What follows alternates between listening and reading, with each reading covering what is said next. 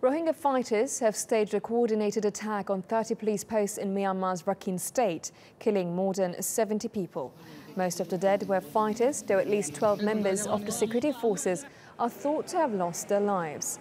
It's a major escalation in violence in troubled northern state. Last year, similar attacks prompted a military sweep, resulting in allegations of human rights abuses. Kyaw is the founder, executive director of the Burma Human Rights Network. He joins us now from London. Good to speak to you. So what are the root causes of this violence and why now? Yes, currently we have seen, as you've seen last night, is a very tragedy that the Kofi Annan report has been published, yesterday, in very good, excellent recommendations there. And it seems that this the whole process is being hijacked and sabotaged by this attack. The UN has condemned the attacks by insurgents and has also acknowledged Myanmar's security forces have likely committed crimes against humanity. But the Muslim minority have faced decades of discrimination. So why is everyone turning a blind eye to the Rohingyas? Yeah, this is very tragedy. You see, the atrocities against the persecution against Rohingya community is not a couple of years. It has been several decades, and their generations are living under the open prisons. And since 1991, people cannot travel from one village to another village. So they are living in an open jail throughout their life.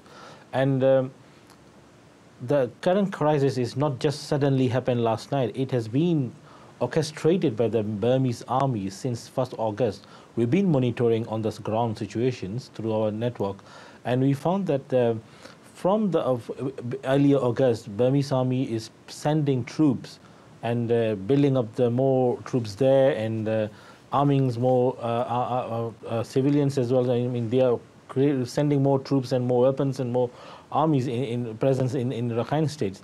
And also they are targeting a lot of Rohingya population, Rohingya civilians, and such as farmers and laborers. They've been arrested, interrogated. A couple of people have been died during the interrogations. And this has been, and also one village has been surrounded and sealed off more than 2 weeks. And they don't even get enough food.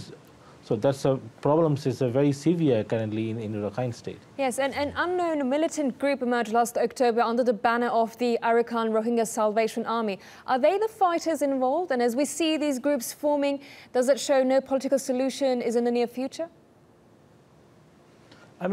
This is a product of the year-long persecution and the atrocities. And these people are facing, unprecedented length of, persecutions and severe atrocities. So this is a response from the community, those who are, deprived of the healthcare and educations and employment. So this is a Burmese government, and the Burmese army has to be blamed. Though this is the outcome. These are unfortunate outcomes, and Burmese army must stop immediately the crime against humanity, what they've been committing, killing children and raping women and burning down the villages and targeting, especially targeting the civilians. And that they are destroying the food rations. So this forces the people to leave Burma and go to the Bangladesh and other neighboring countries, taking very risky journey they are taking, and some people are taking boat to reach Malaysia and other countries. So this is all happening because the Burmese army has been allowed to play to the wall, and they're giving so many excuses. And even you see this March, UN has mandated the fact-finding mission, and Burmese government they are not allowing them to access to the country, which is very worrying signs that the governments and the military are coordinating each other to against the Rohingya community. And the worst situation scenario is they are now talking about arming up the Rakhine civilians, and that will give the very, this is alarming for us to be very aware of the similar things happen in other part of the world, and which resulted as a genocide. So this is very alarming situations. Well, thank you very much for joining us here on TRT World and for that insight.